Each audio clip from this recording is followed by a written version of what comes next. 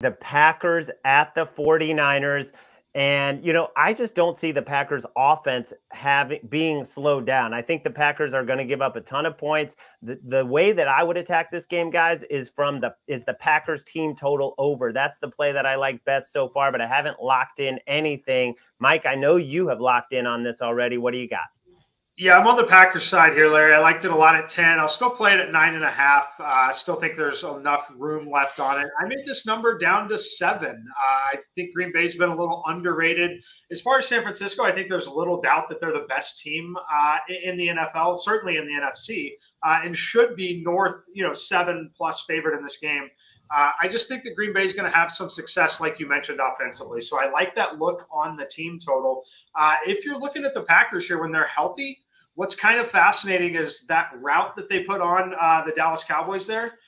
Arguably two of their better receivers, Jaden Reed, Christian Watson. Now, keep in mind, Watson was returning from injury, but he did play a significant number of snaps there. They combined for 1 reception and 9 yards in that game.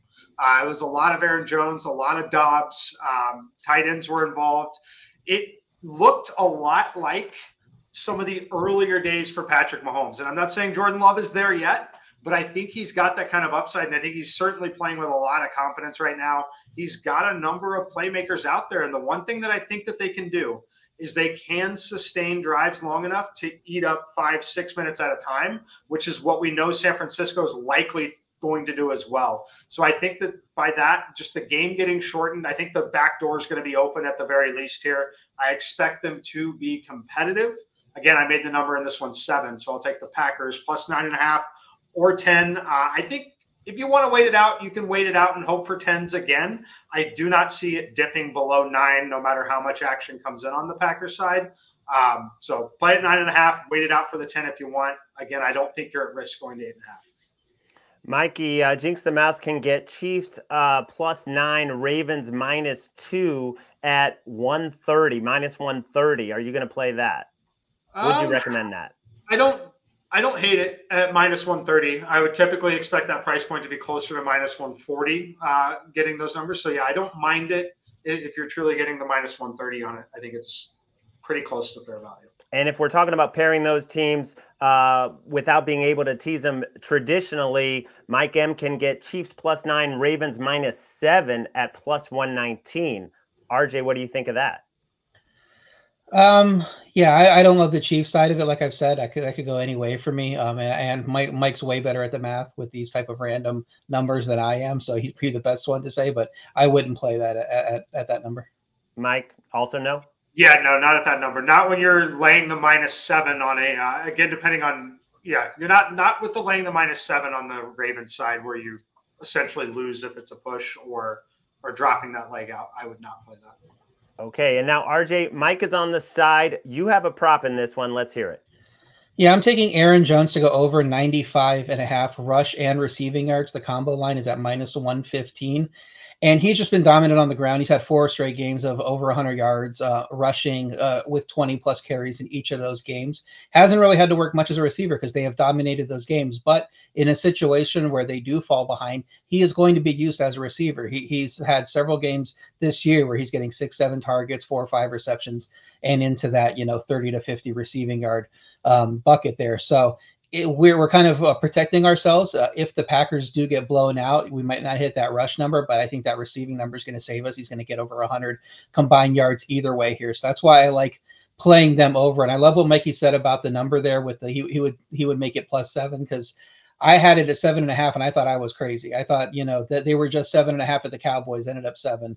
And the 49ers are obviously better than the Cowboys. So nobody would take the Packers if it was 7.5, but I'm glad that we're kind of on the same page there. This is a number I think that's going to be on the rise, like Aaron Jones props were last week. And A.J. Dillon, if he comes back, does that matter at all at this point with the way Aaron Jones is playing? No, I don't think you can feature him at all really over Aaron Jones with what he's doing. Like Mike said, he's looked like one of the top 4 or 5 running backs in the league right now. He's fresh. He hasn't played a ton early in the season due to some injuries, and it's really showing. And if they're going to go further than this game, and they're already further than where people expected them, he's going to have a lot to do with it. And Jordan Love is playing awesome. He's playing like Aaron Rodgers right now, but Aaron Jones is really helping that offense go and taking the pressure off him. And because Jordan Love is playing solo, you can't load up the box against Aaron Jones and focus too much on him, because Jordan Love can go 5, 6, 7 other different ways, and he's shown the ability to do that with different receivers. Mikey. Yeah, I think RJ's spot on there. The only thing that I would not invest heavily on with Aaron Jones is touchdown scoring props, just because that is where A.J. Dillon would factor in. And I don't think we've seen the end of Jordan Love creating near the goal line. He looked fantastic in situations like that. Having guys like Watson, Jaden Reed, who, again, did literally nothing against Dallas, when they're healthy with everyone there, and potentially having him, I would not invest in Aaron Jones TD props, but I do love the combo yardage. Excuse me, guys. I was just checking Jair Alexander news. Unclear if he'll be ready to go, which would be a big blow for the Packers. But before we move on from this game, Kittle over 51.5 receiving yards from Brandon Silva in the chat. We saw Jake Ferguson have a pretty good game. Mikey, thoughts on that? And then thoughts on the total 50.5 in Packers 49ers. Yeah, it's a scary click, but I'm leaning under only because I think San Francisco wants to shorten the game in a sense, and I think Green Bay is going to have success sustaining drives. As far as George Kittle, I'm certainly not playing the under on it. My preferred way to play George Kittle in these kind of games is going to be through his longest reception prop. I think he does have one big play in him, kind of down the seam. I think that's where he's going to mostly be involved. I think the scenario where I would just want to play a ton of Kittle would be the scenario where you think they could be live to lose the game, or at least be extremely, extremely competitive throughout. So I would look more at his longest reception personally. And Packers insider Max S in the chat says Jair is most likely playing. So that is good news for the Packers, but we will wait to hear the official updates. RJ, where do you stand on this total, 50.5? Yeah, gut tells me it's going to go over just because of how the Packers offense is playing, and we know what San Francisco can do. I mean, Katie Mox talks about it on the Pick Six show every Thursday. It's like that's her auto play is 49ers team total over. So these two offenses just playing very well. 11-12, San Francisco's 12 wins have been by double digits, and the other just missed by that meaningless last-second field goal in the first Rams game. But many of them look kind of less impressive in retrospect. I mean, we're talking about the best teams they've beaten.